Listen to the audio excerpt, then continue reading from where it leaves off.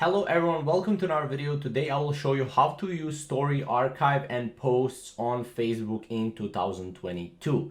Now the first thing that we have to go is we have to go to our story, and as you can see we have two stories right here.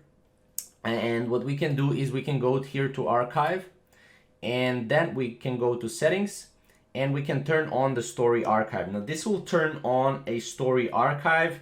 You can archive stories on your mobile phone and then you will be able to see it here as well.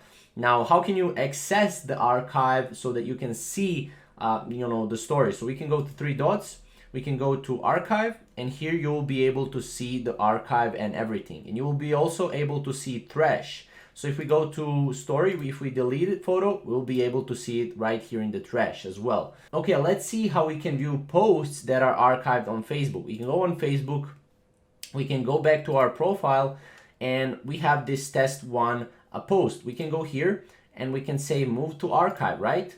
And this will move this post to archive. Now you can go here to archive, or you can access archive right here as well.